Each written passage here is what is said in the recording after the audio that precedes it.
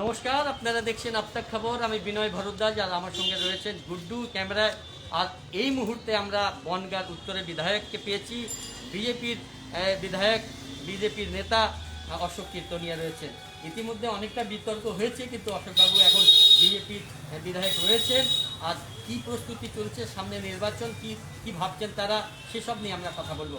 অশোকদা, আপনাকে স্বাগত। নমস্কার। হ্যাঁ অশোকদা, আপনার কাছে সরাসরি প্রশ্নে আমরা যাই যে সামনে নির্বাচন, একের পর এক কিন্তু আমরা দেখি ভাঙন ধরছে বিজেপিতে। এমন ভাঙন ধরছে কেন?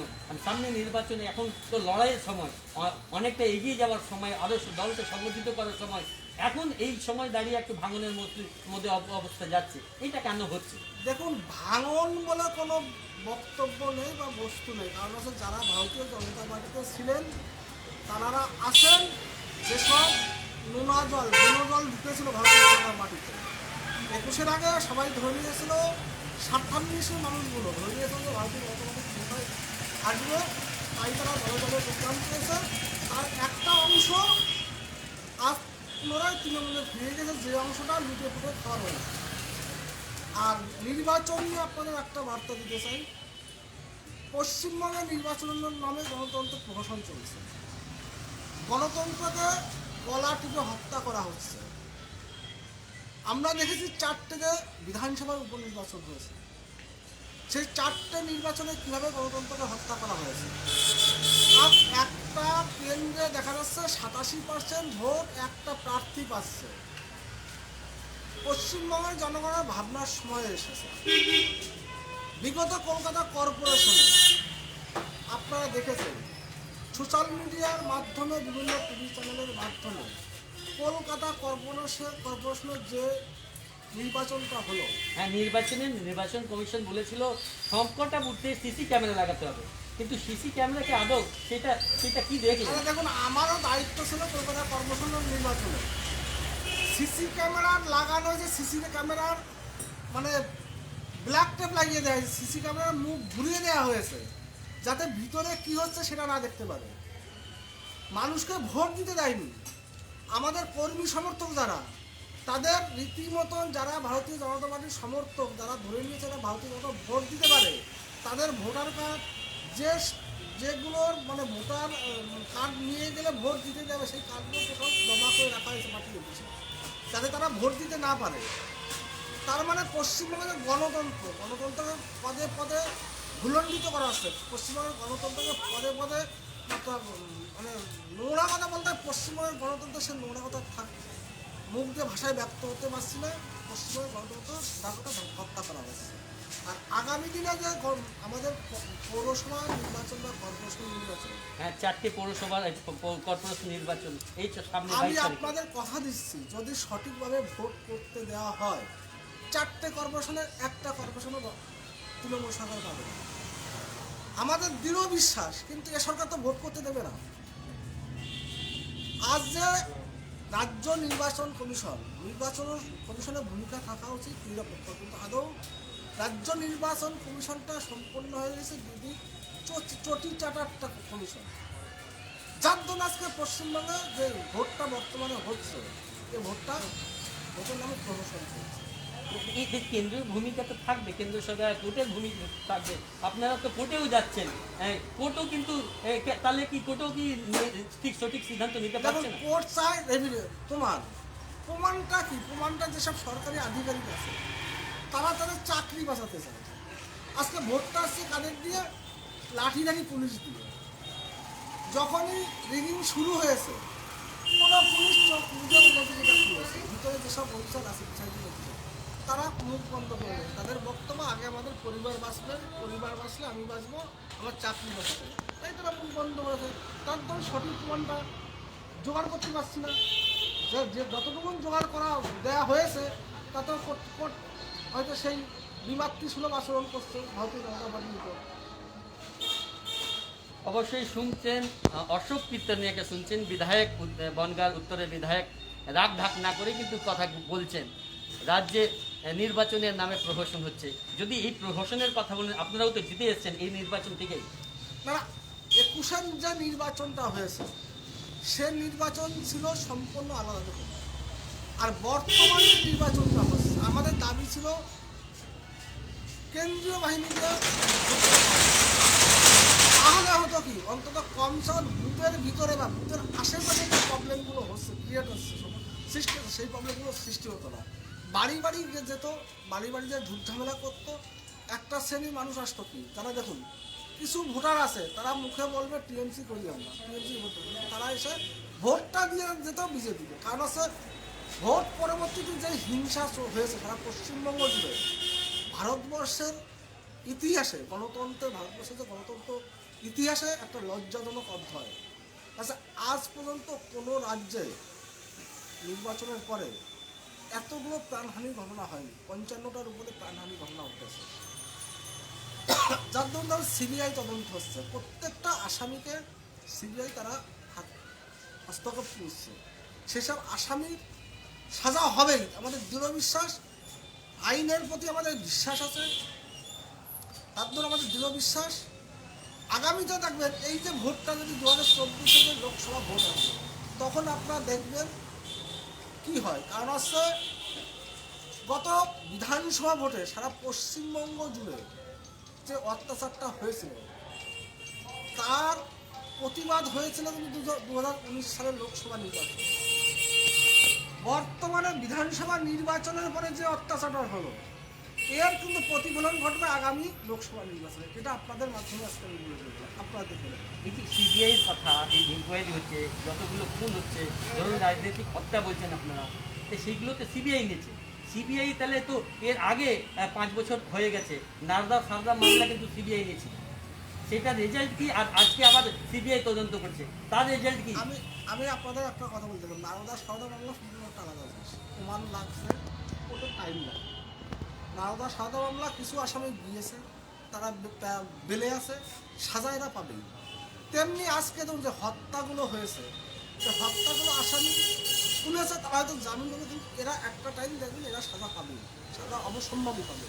কারণ যেসব মায়ের কোল খালি করা হয়েছে, সেসব মায়ের চোখের জল, মায়েদের বুক ফাটা হাহাকার, যেসব বোনেদের স্মৃতি মুছে দেওয়া হয়েছে, সেই সব বোনেদের চোখের জল বৃথা যেতে পারে না। তার মানে মূল বক্তব্য সাজা সব দুষ্কৃতীরা পাবে। কারণ হচ্ছে আজকে তারা ধরুন টিএমসি যেসব খুন রাহাজানিগুলো করেছে, আপনাদের মাধ্যমে দিদি সেসব ভাই ভাইপোদের একটা বার্তা দিয়ে দেন, আপনারা অত্যাচার করছেন, কখনো কোনো সমস্যায় পড়লে দিদি কিন্তু আপনাকে বাঁচাতে আসবে না, দিদি একটা বার্তা আপনাদের মাধ্যমে আজকে দিয়ে যাচ্ছে। অবশ্যই অশোক কীর্তনিয়া বিধায়ক, বনগাঁ উত্তর বিজেপির নেতা, পরিষ্কার করে জানাচ্ছেন, আপনারা শুনছেন, রাজ্যে প্রহসন হচ্ছে, নির্বাচন ঠিক হচ্ছে, যারা খুন করেছেন, যারা রাজনৈতিক হত্যা হয়েছে যেটা ইতিমধ্যে বিজেপির পক্ষ থেকে দাবি করা হচ্ছে, সেটা নিয়ে সিবিআই তদন্ত হয়েছে, তারাও কিন্তু সাজা পাবেন, সেই কথাটুকু। সামনে আবার 4টি পৌরসভা নির্বাচন, করোনা হুহু করে বাড়ছে। 2020-তে যখন করোনা ছিল না, তখন রাজ্য নির্বাচন, পৌর নির্বাচনকে বন্ধ করে দিয়েছিল, আপনার নিশ্চয়ই মনে হচ্ছে। এখন করোনার প্রায় 40-42 হাজার রয়েছে এফেক্টেড মানুষ বাংলা জুড়ে, এখন আবার নির্বাচন হচ্ছে, তাহলে এটাকে কেমনভাবে দেখছে? দেখুন, করোনাটা পশ্চিমবঙ্গে একটা তৈরি করা হলো কৃত্রিমভাবে। কারণ হচ্ছে 25শে ডিসেম্বর আর 31 আর 1 যে জনসমাগম হয়েছে, সেই জনসমাগমের মূল ফল হচ্ছে করোনা, এতটা বাড়াবাড়ি। আর দেখবেন কালকে ওই অনুদান কন্টিনিউ একটা লেগেই আছে, উৎসব লেগেই আছে। তাহলে করোনা রোগটা একটা সহসী রোগ, আজকে যদি সেটা সরকার সঠিকভাবে ব্যবস্থা নিত, তাহলে এই করোনাটা গ্রাফটা কিন্তু এত বাড়ত না। দুম করে দেখুন 25 তারিখের পর থেকে আজকে 7 তারিখ, কীভাবে করোনা গ্রাফটা বেড়ে গেছে পশ্চিমবঙ্গে। আজকে কলকাতা এবং কলকাতা লাগোয়া উত্তর 24 পরগনা সবচেয়ে বেশি এফেক্টেড হয়েছে। কারণ কলকাতার এবং উত্তর 24 পরগনা জনসমাগম বেশি। কলকাতায় 25 ডিসেম্বর আর 31 ডিসেম্বর এবং 1 জানুয়ারি যে জনপ্লাবন হয়েছে, মতলব জনপ্লাবন, সেই জনপ্লাবনের যে উৎসবের নামে যে জনপ্লাবনটা হয়েছে, মমতা সরকারের যে উৎসব, এরা কি দেখে উৎসব, মানুষের যে স্বাস্থ্যের কথা হবে না, মানুষের যে বাঁচার অধিকার আছে, সে অধিকারের মৌলিক যে অধিকারটা আছে, সে অধিকারের কথা ভাবে না। এরা কি সস্তা রাজনীতি কী করে নেবে, সেই সস্তা রাজনীতির জন্য আজকে সমগ্র পশ্চিমবঙ্গে করোনা ব্যাপটা হয়েছে। সারাদিনে মানুষ হাঁটাচলা করবে, কোনো অসুবিধা নেই। রাত্রে কাল ভিড় কতটা প্রভাব ফেলবে? এতে কোনো দেখুন, রাত্রে কারা হাঁটে? রাতে ভূতেরা হবে, তাহলে দিদির হয়তো চিন্তা ভাবনা যে ভূতেদের করোনা হবে। আজকে ট্রেন বন্ধ করে দিচ্ছে। আমি এইটা বুঝি না যে ট্রেন বেশি বাড়াবে কি ট্রেন কমাবে। একটা লোক রুগী বুঝি না টানে, সে চারিদিকটা শহরমুখী হয়, সে লোকটা দিনের শেষে তাকে বাড়িতে ঢুকতে হবে। বাড়িতে ঢুকতে হবে, যদি ট্রেনটা কমিয়ে দেওয়া হয় তাহলে কী হবে, টোটাল জনসমাগমের চাপটা একটা ট্রেনে চাপবে, ভিড়টা পাবে। সেই ট্রেনটা যদি বাড়িয়ে দেওয়া হয় তাহলে জনসমাগমের চাপটা কমবে। নর্মাল একটা থিওরি, কিন্তু মাননীয় মাথায় কি বুদ্ধি আছে সেটা আমি বুঝতে পারি না। কেন এরকম বুদ্ধি হুটহাট অ্যাকচুয়ালি এটা চলছে। সে বলতে দক্ষিণ কোরিয়া যে মানে উত্তর কোরিয়া যে রাজটা চলছে, তুগলকি রাজ, তুগলকি যে মতলব ওই পাগলা রাজা ছিল না, ইতিহাসে পাগলা রাজা, মমতা ব্যানার্জি একটা পাগলা রাজা পশ্চিমবঙ্গের মানুষকে পদে পদে বিপদে ফেলছে। এই বার্তাটা আপনাদের অবশ্যই শুনছেন, তুগলকি রাজ চলছে এই রাজ্যে। এই রাজ্যে শাসন নেই, আইনের শাসন নেই, যা খুশি তাই করছে, মানুষের জীবনে ছিনিমিনি হচ্ছে। করোনা গ্রাফ দেখে একরকম সিদ্ধান্ত যা হচ্ছে সেটাও কিন্তু প্রভাব ফেলবে। এই যে দুয়ারে সরকার বন্ধ হয়ে গেছে, এখন তাহলে কি নির্বাচন আয়োগ রাজ্য নির্বাচন কমিশনের নির্দেশে বলেছেন যে পাশন মানে মানুষকে নিয়ে দুয়ারে দুয়ারে যাবে, প্রচার করা যাবে। তো এটা কি দুয়ারে সরকারের বদলে দুয়ারে কি অন্য কিছু দাঁড়ালো? 500 মানুষ না, 500 মানুষ নিয়ে মিটিং মিছিল করা যাবে। দেখুন আজকে 500 মানুষের একটা ছোট জায়গায় যদি 500 মানুষকে নিয়ে মিটিং মিছিল করা যায়, আপনি বলুন তো করোনা কীভাবে আটকে রাখা যাবে? দুয়ারে করোনা, দুয়ারে করোনা, তার মানে মানুষ মমতা ব্যানার্জি চাচ্ছে যে দুয়ারে সরকার, দুয়ারে রেশন, দুয়ারে স্বাস্থ্য, দুয়ারে করোনা, নতুন প্রকল্প মাননীয় দুয়ারে করোনা। যে করোনা যারা বাড়িতে আপনারা বেরোবেন না, ঠিক আছে আপনাদের বাড়িতে আমি দুয়ারে করোনা নিয়ে আসছি, যাতে দুয়ারে করোনাটা পৌঁছে দেওয়া যায়। নতুন প্রকল্প আজকে মানে প্রকল্প তো দেখুন, একটা প্রকল্প এর তো কোনো একটা প্রকল্প চালু করতে গেলে কী লাগে, প্ল্যানিং লাগে। আচ্ছা যতগুলো প্রকল্প চালু করেছে, কোনো প্রকল্প আজ সুফল পাচ্ছে পশ্চিমবঙ্গের জনগণ? সস্তার একটা রাজনীতি, একটা গিমিক শুরু করেছে। স্বাস্থ্যসাথী, খাদ্যসাথী আছে, কি লক্ষ্মী ভাণ্ডার তো বন্ধ হয়েছে। একবার কোনো তাদের অ্যাকাউন্ট ছিল, কেউ টাকা পেয়েছে, টাকাটা বেরিয়ে পশ্চিমবঙ্গে নেই শিল্প, নেই কলকারখানা। পশ্চিমবঙ্গে আজ অর্থনীতি ভেঙে পড়েছে। পশ্চিমবঙ্গের শিক্ষিত সমাজ চলে যাচ্ছে পশ্চিমবঙ্গ ছেড়ে বাইরে, অন্যান্য স্টেটে। কিন্তু নেতৃত্ব অর্থমন্ত্রী তো বলছেন কেন্দ্রীয় অর্থনীতি যা অবস্থা আছে তার থেকে জিডিপি, কিন্তু রাজ্যের জিডিপি অনেকটা বেটার। খাতায় কলমে দেখালে তো হবে না, কার্যকর্তা সেটা করতে হবে। আজ ধরেন কেন্দ্রীয় সরকার এই যে প্রকল্প খাদ্যসাথী প্রকল্পটা কার প্রকল্প? কেন্দ্রীয় সরকার রেশন পাঠিয়েছে, সেই মানুষকে ভুল বুঝে খাদ্যসাথী প্রকল্প চালিয়েছে। বিভিন্ন প্রকল্প দুর্নীতি। আজকে দেখুন যে মিড ডে মিলে সবথেকে ভারতবর্ষের ইতিহাসে সবথেকে বড় দুর্নীতি mid day meal. Mid day মিলে কত বড় দুর্নীতি হয়েছে আপনি অনুমান করতে পারবেন না। একটা ছাত্র ছাত্রীকে 3.5 কিলো করে চাল দেওয়ার কথা মাসে, তাকে 2 কিলো করে চাল দিয়েছে। নর্মালি 22 দিন করে স্কুল, 150 গ্রাম করে চাল দেওয়ার কথা মাথা পিছু পার ডে। 22 দিনে 3.5 কিলো চাল দেওয়ার কথা, কিন্তু চালটা পেয়েছে প্রত্যেকে 2 কিলো করে। 1.5 কিলো করে চাল প্রত্যেক ছাত্র ছাত্রীর মাথা পিছু তারা খেয়ে নিয়েছে। প্রায় 8 লক্ষের উপর, 9 লক্ষের উপর। হ্যাঁ, 75 কোটি টাকার উপরে দুর্নীতি করেছে বাংলাদেশ সরকার। এটা কিন্তু কোনো সংবাদ মাধ্যম প্রচার করবে না। তার মূল কারণ কি? সংবাদ মাধ্যম আছে, দেখুন গণতন্ত্র চতুর্থ স্তম্ভ হচ্ছে সংবাদ মাধ্যম। পশ্চিমবঙ্গের সংবাদ মাধ্যমটা কি? তারা সত্যি কথা বললে তাদের দান ফেরিটিটা আসবে, তার জন্য তো জনগণের সামনে সত্যি কথা প্রকাশ পাচ্ছে। অবশ্যই শুনতে পাচ্ছেন দর্শক যারা দেখছেন, আপনাকে দর্শক পরিষ্কার কিন্তু তার কথা শুনতে পাচ্ছেন, দেখতেও পাচ্ছেন। সংবাদ মাধ্যমেও কিন্তু সত্যি কথা বলছে না। সংবাদ মাধ্যম আর্থিক অবস্থাকে মাথায় রেখেই কিন্তু খবর করছে, সেই অভিযোগ করছেন সংবাদ মাধ্যমের বিরুদ্ধেও কিন্তু অভিযোগ রয়েছে তার। কারণ যে এই পশ্চিমবঙ্গের সংবাদ মাধ্যম নাকি নিরপেক্ষ নয়, সেটা আপনি বলছেন যে নিরপেক্ষ নেই, নিরপেক্ষ ভূমিকা সংবাদ মাধ্যমগুলো পালন করছে না। সংবাদ মাধ্যম যদি নিরপেক্ষ ভূমিকা পালন করবে, তাহলে ভোট পরবর্তীতে ভাইলেন্সটা হয়েছে এতগুলো কোন পেপারটাই দেখিয়েছে, কোন টিভি চ্যানেল, দুটো একটা টিভি চ্যানেল, একমাত্র আর বাংলা আর TV9 কিছুটা দেখিয়েছে, আর কোন টিভি চ্যানেল দেখিয়েছে? এবিপি আনন্দ দেখিয়েছে বলতে পারবেন? জি নিউজ দেখেছে বলতে পারবেন? নিউজ 18 দেখেছেন বলতে পারবেন? একটা টিভি চ্যানেল সঠিক সংবাদটা পরিবেশন করেনি।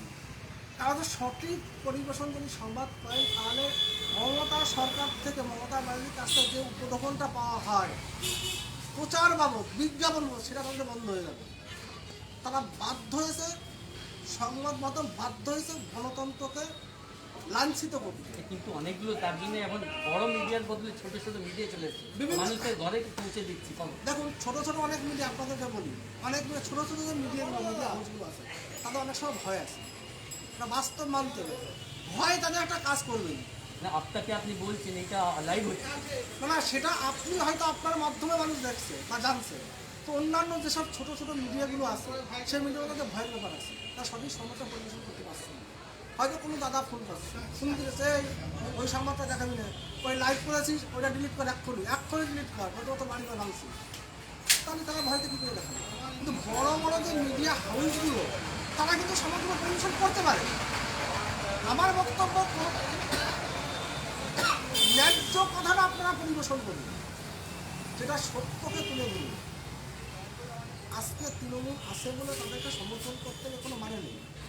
আমরা যদি অন্যায় করি, আপনারা আমাদের কথাটা তুলে ধরুন জনগণের মাধ্যমে, যে ভারতীয় জনতা পার্টি বিজেপির কাজটা করছে, অন্যায় কাজটা করছে।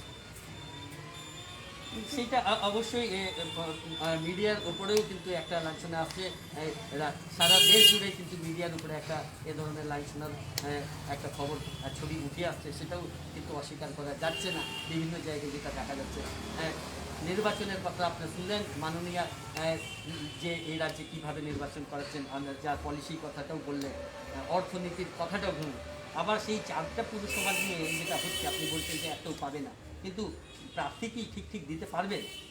আমাদের প্রার্থী যে 4টে পৌরসভা, সব জায়গায় প্রার্থী দেওয়া হয়েছে। যদি ভোটটা করতে দেয়, শুনুন, আমাদের দৃঢ় বিশ্বাস, যদি ভোট করতে দেওয়া হয়, তৃণমূল কংগ্রেস 4টে যে কর্পোরেশন, একটা কর্পোরেশন, 4টে কর্পোরেশন ভারতীয় জনতা পার্টি এর এই বার্তাটা কোনো মাধ্যমে নেই।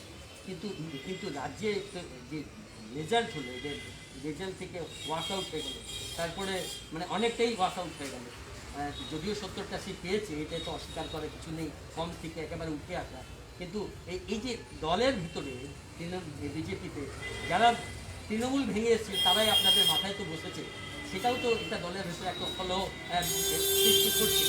যেমন আমরা 70টা না, আমরা 77টা সিট পেয়েছি।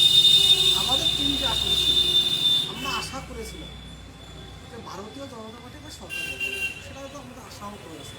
তো এটাও ভাববেন, আমাদের কিন্তু পশ্চিমবঙ্গের জনগণ 2,28,00,000 জনগণ আমাদের আশীর্বাদ করে দেওয়া যায়। 77টা সিট আমরা জিতেছি। আমাদের হয়তো কোথাও কোনো ভুল ভ্রান্তি ছিল, বিধানসভা নির্বাচনের প্রার্থী চয়নে আমাদের ভুল ছিল, সেই ভুল থেকে আমরা শিক্ষা নিয়েছি, আগামীতে সেই ভুলটা হবে না। আর ভোট পরবর্তীতে দেখুন,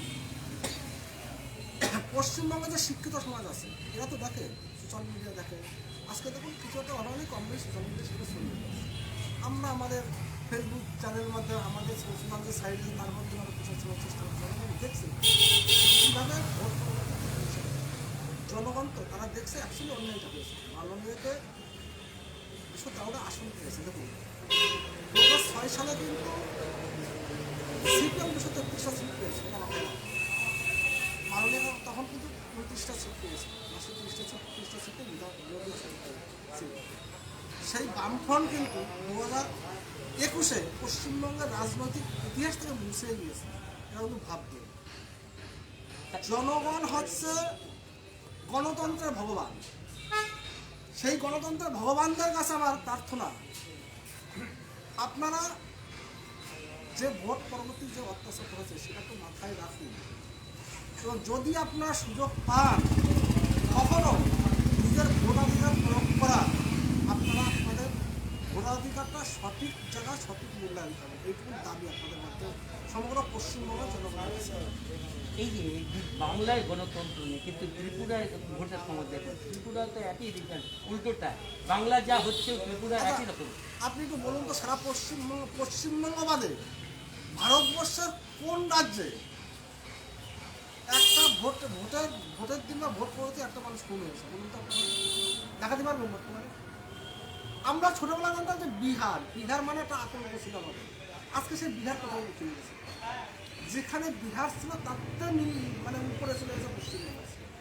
ভয় ভীতি মানে সে কি বলবো, মানে মানে সত্যি কথা বলতে কি, মানুষের গণতন্ত্র ভোটাধিকার প্রয়োগ করার কোনো জায়গা নেই পশ্চিমবঙ্গে। কী করে ভোটটা হবে? তো বাড়ি বাড়ি যে বিধানসভা এমন জায়গায় বিধানসভা ভোট এসে কী হবে, বাড়ি বাড়ি আমরা ভোট কী হবে? কলকাতার এরিয়ায় যে ভোটটা হলো লাস্ট যে দুটো পেয়ে গেল, এমনটা টাইমে এমন একটা হিড়িক তুলে দিল করোনা নিয়ে, শিক্ষিত কলকাতার শিক্ষিত সমস্ত ভোট দিতে পারে। তৃণমূল একটা শ্রেণী ভোটার আছে, তারা করোনা হোক যা হোক বমি করুক যা, তারা ভোটটা দিতে যাবে। একটা শ্রেণী ভোটার আছে। তো ভারতীয় জনতা পার্টি একটা রুচি শূন্যত দল, গণতন্ত্রে বিশ্বাসী দল, যারা এদের যারা সমর্থক, এরা দেখছো ওখানে বোম পড়ছে, কি দরকার আমি যাবো, সেই পশ্চিমবঙ্গে সেই গণতন্ত্র প্রতিষ্ঠা সেই জায়গাটা বর্তমানে। এই যে রুচিসম্মত দল বলছে, গণতান্ত্রিক দল বলছে, হিন্দু মুসলমান করে লড়াই লাগাচ্ছে, মাঝে মাঝে হিন্দুত্বকে দেওয়া হচ্ছে, হিন্দুদের আখড়া থেকে স্লোগান দেওয়া হচ্ছে মুসলমানদের খুন করতে হবে, কপলেখাত কাটলে আম করতে হবে। এটা কী ধরনের রাজনীতি? আমি নিজেকে গর্ববোধ করে যদি আজ যদি এই কথাটাই না হয়, তবে 1947 সালে ভারতবর্ষে তারা ভারত সমাপ্ত করা হবে। আপনাদের সাথে সঙ্গে ভারতবর্ষ কেন ধর্মের ভিত্তিতে হিন্দুস্তান আর পাকিস্তান তৈরি করা হবে? ভারতবর্ষে হিন্দুদের ভারতবর্ষে ভারতবর্ষে কিন্তু গণতান্ত্রিক রেখে দেওয়া হচ্ছে, ধর্ম নিরপেক্ষ দেশ হিসেবে। দেখুন, একটা সময় কংগ্রেস যে অত্যাচার যে খেলাটা খেলে গিয়ে সৃষ্টি সমাজের প্রসাদ, কংগ্রেসের সৃষ্টি ভালো করে জানতে হবে। যেটাই হয়েছে ওই টাইমটায় দুজন ভারতবর্ষের একটা ভোটালির জন্য এখন হচ্ছে জওয়াহরলাল নেহরু। কী করতে হবে? ভারতবর্ষের ভেঙে দাও, সব হচ্ছে গান্ধীজি চক্রান্ত ছিল। আমি বলে দেখ, ভারতবর্ষের ভেঙে দাও, তাহলে দুজন আজকে আমরা গর্ববোধ হয়, আজকে আমাদের গর্ববোধ করি, আমরা ভারতীয় জনতা পার্টি করি, আমাদের গর্ববোধ হওয়া উচিত। আপনারা তাহলে গান্ধীর হত্যাকে ঠিক মনে করছেন, সঠিক মনে করছেন? এটা ইতিহাসকে যেভাবে বিকৃত করে রাখা হয়েছে, ইতিহাস যদি সঠিকভাবে মানুষের সামনে উন্মোচন করা হয়, তাহলে মানুষই সেটা বলবে কোনটা সঠিক। জম্মু কাশ্মীরে কিন্তু মুসলিম বহুল দেশ রাজ্য ছিল, জম্মু কাশ্মীরের মুসলিমরা কিন্তু হিন্দুস্তানের সঙ্গে থাকার কথা জানিয়ে ওরা তো কট্টরপন্থীদের পাশে যায়নি, ওরা ইচ্ছা করলে পাকিস্তানে যেতে পারতো, কিন্তু তো যায়নি। তো এটাকে ধর্ম নিরপেক্ষ বলেই তো এখানে থেকে যাচ্ছে। আপনার ধারণাটা ভুল, আপনার ধারণাটা ভুল। ওই সময়টা জম্মু কাশ্মীরের রাজা ছিল হরি সিং। হরি সিং কিন্তু না ভারতের সাথে থাকতে ছিল, না পাকিস্তানের সাথে থাকতে চেয়েছিল। ও ছিল চেয়েছিল সম্পূর্ণ স্বাধীন রাষ্ট্র করতে। কিন্তু যখন যে মুহূর্তে কাশ্মীরকে পাকিস্তান আক্রমণ করলো, বাঁচার তাগিদের সাথে সাথে জওহরলাল নেহরুর কাছে আশ্রয় নিয়েছিল, আপনি আমাকে বাঁচান, আমরা ভারতের সাথে অন্তর্ভুক্ত হয়েছি। আর সেই সময়টা যেখানে হিন্দু মুসলমান ছিল, হিন্দুরা প্রচুর হিন্দু ছিল, একটা টাইমে দেখুন ওখানকার যে মুসলিম সম্প্রদায় তারা কীভাবে কাশ্মীর থেকে হিন্দুদের বিতরণ করেছে, হিন্দু শূন্য করার যে চক্রান্ত ছিল, কীভাবে চক্রান্ত পুরো কাশ্মীরের হিন্দু শূন্য করা হয়েছে। আজ আমি গর্ববোধ করি মাননীয় প্রধানমন্ত্রী যে 370 ধারা কাশ্মীর থেকে তুলে নিয়েছে, 35A যে ধারাটা তুলে নিয়েছে, আমি নিজেকে গর্ববোধ করি। আমি সেই দলেরই একজন বিধায়ক, যে দলের প্রধানমন্ত্রী একই দেশে দুটো পতাকা, জাতীয় পতাকা উত্তোলন হবে না, একই দেশে একটাই পতাকা উত্তোলন হবে, একই দেশে একটাই সংবিধান থাকবে। আজকে এর আগে কী ছিল? কাশ্মীরে আলাদা সংবিধান, ভারতবর্ষে আলাদা সংবিধান। আরে কাশ্মীর, জম্মু কাশ্মীর ভারতের একটা অঙ্গরাজ্য, তাহলে কাশ্মীরের সংবিধান আলাদা হবে কেন? কাশ্মীরে কেন আলাদা পতাকা হবে? সেটা তো 1950-এর পরেই কিছু অন্তর্ভুক্ত হয়ে যায়, সেগুলো পতাকা তুলে দেওয়া হয়। না না, তারপরেও উঠেছে, তারপরেও তো ছিল কাশ্মীরে, কাশ্মীরে তারপরেও আলাদা পতাকা উত্তোলন হয়েছে। আলাদা স্টেটের মর্যাদা তো, না, আলাদা না। আর্থিক অনুদান ছিল। না না, সেটা আর্থিক অনুদান কেন দেবে? আমি আমার আমার আয়ের টাকা, আমি একটা ভারতবর্ষের নাগরিক, আমি আয় করবো কষ্ট করে, আমার আয়ের ট্যাক্সের টাকা তাদেরকে খাওয়াবো, খাইয়ে তাদেরকে জঙ্গি তৈরি করবো, আর সেই জঙ্গি আমার সেনাবাহিনীকে মারবে? আমি ওই ধর্মে বিশ্বাসী না, শুনি আমি ওই ধর্মে বিশ্বাসী না। আমার খাবে, আমার বলে, আমার কথা শুনতে হবে পরিষ্কার। জঙ্গি তো সিদ্দিকেও হতে পারে, শুধু মুসলমান কেন? না না, এই ধারণা আপনাদের ভুল। আপনারা দেখান তো হিন্দু সাম্রাজ্যতে কটা জঙ্গি আছে, দেখান তো আপনি আমাকে। কোন হিন্দু জঙ্গিরা এইভাবে AK-47 হাতে নিয়ে মানুষ খুন করছে? দেখান তো আপনি, কোথায় আছে কোন হিন্দু জঙ্গি আছে? না, আর জঙ্গিরা বলছে দেশকে ভাগতে হবে, মারতে হবে, দেশের এই সৈন্যদের মারতে হবে, হত্যা করতে হবে। একই ধর্মীয় মঞ্চ থেকেও বলছে অস্ত্র তুলে নেন, মারতে হবে। সে তফাৎ কি? না না, আমরা ধর্মীয় মঞ্চ থেকে, হিন্দু ধর্ম থেকে এটা বলেনি মারতে হবে, হিন্দু ধর্ম থেকে অস্ত্র তুলে বলছে নিজের ধর্মকে রক্ষা করতে হবে, হিন্দু ধর্ম। হ্যাঁ, সেটাই, তার মধ্যেই রয়েছে না, না। যে দরকার লাগে মারতেও হবে, মরতেও না না, হবে। সেটা কিন্তু বলে নিজের ধর্মকে। দেখুন, আমি হিন্দু, আমি গর্ববোধ করি আমি হিন্দু। আমার ধর্ম রক্ষা করতে প্রথমত আমাকে অস্ত্র তুলে দিতে, অস্ত্র তুলে দেবো। আচ্ছা, আজকে দেখুন ভারতবর্ষের ইতিহাস দেখুন, পৃথিবীর মানচিত্র দেখুন, ইরানে একটা টাইম হিন্দু ছিল, পারস্যে একটা টাইম হিন্দু ছিল, আফগানিস্তানে একটা টাইম হিন্দু ছিল, সেই সব জায়গাতে হিন্দু শূন্য হয়ে আজকে মুসলিম জাতি হয়ে গেছে। তাহলে ভারত মানে বিশ্বের মানচিত্রে দুটো জায়গা আছে, একটা হচ্ছে নেপাল, একটা হচ্ছে ভারতবর্ষ। তাহলে আজ যদি আমরা হিন্দু ধর্মকে রক্ষা করতে রাস্তায় না নামি, এই হিন্দু ধর্মকে রক্ষা না করি, তাহলে তাহলে আমাদের পরবর্তী প্রজন্ম, আমাদের প্রজন্ম হয়তো আমরা হিন্দু থেকে যাব, তো আমাদের পরবর্তী প্রজন্ম তখন তো তারা সেই সমস্যার সমাধান হবে। তাই আমি গর্ববোধ করি যদি কোনো মানে ধর্ম, হিন্দু ধর্ম রক্ষা যদি অস্ত্র তুলতে, অস্ত্র তুলে নেওয়া হয়। অবশ্যই হিন্দুদের নিয়ে অনেক বিতর্ক আছে। এই দেশের উপরেই, আমাদের ভারতবর্ষের উপরে মুসলিম সাম্রাজ্য 700 বছর রাজত্ব করেছে, ইংরেজরা 200 বছরের ওপরে রাজত্ব করে, তবুও হিন্দুকে বোঝা যায়নি। কি এখন কি এত হিন্দু বোঝার ব্যাপার, হিন্দু শেষ হয়ে যাবে, এই ধারণাটা তৈরি হয়ে গেছে। এবার একটা জনবিস্ফোরণ তৈরি করার চেষ্টা করা হচ্ছে। মুসলিম ধর্মের জনবিষয় তৈরি করে আজকে দেখুন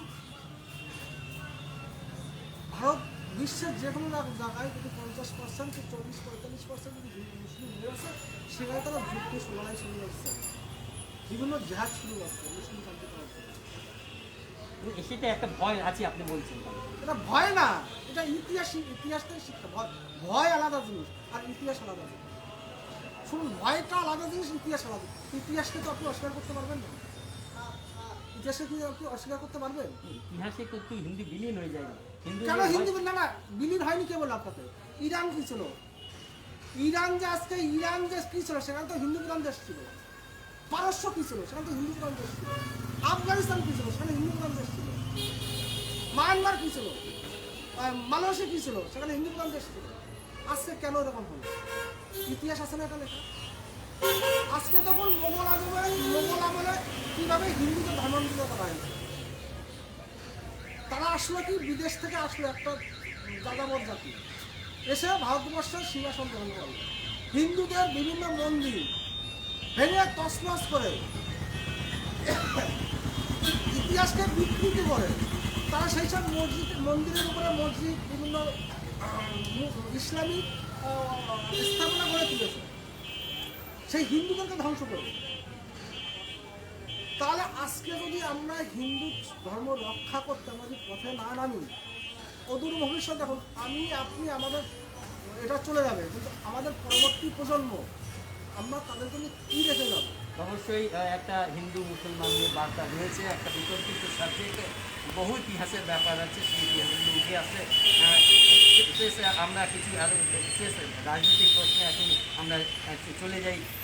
এই রাজ্যকে নিয়ে কিছু আগামী আবার পৌরসভা নির্বাচন, এই নির্বাচন শেষ হবে, দুটো 4টে পৌরসভা নির্বাচনের পর আবার 105খানা পৌরসভা নিয়ে নির্বাচন। প্রস্তুতি রয়েছে বিজেপির, ঠিক আপনি মনে করছেন? দেখুন, আমাদের প্রস্তুতি পূর্ণতমে আছে, পূর্ণতমে আমরা ভারতীয় জনতা পার্টির সাংগঠনিক দল। সংগঠনই ঠিক করে সব কিছু কীভাবে ইলেকশন হবে। আমাদের চাইতে সব থেকে প্রবলেম, কোনো প্রবলেম নেই, সব জায়গায় আমাদের ক্যান্ডিডেট ভোটটা যদি বিধানসভা দিতে দেওয়া হয় আমরা ম্যাক্সিমাম পড়াশোনা করতে পারি। ভেতর থেকে যে কমিটির মধ্যে যে বার্তাগুলো অনেক ছুটিয়ে ছুটিয়ে বার্তা, দিলীপ ভার্সেস আরেকটা নতুন কমিটি, ওইদিকে তথাগত রায়, মানে এক এক রকম বার্তা দেয়, মানুষ কি কনফিউজ হচ্ছে না? দেখুন একটা কথা বলি, দল যত বড় হবে এটা থাকবে, বিশ্বের বৃহত্তম গণতন্ত্রী দল ভারতীয় জনতা পার্টি। দলের যদি প্রতিদ্বন্দ্বী না থাকে তাহলে দলের স্বীকৃতি হবে কী করে? আমি তো গণভোট করবো না, তাহলে কে কত কাজ বেশি ভালো কাজ করতে পারে সেইটা নিয়ে তো লড়াই চলছে। এই লড়াই যুগ যুগ ধরে ছিল, আগামীতেও থাকবে।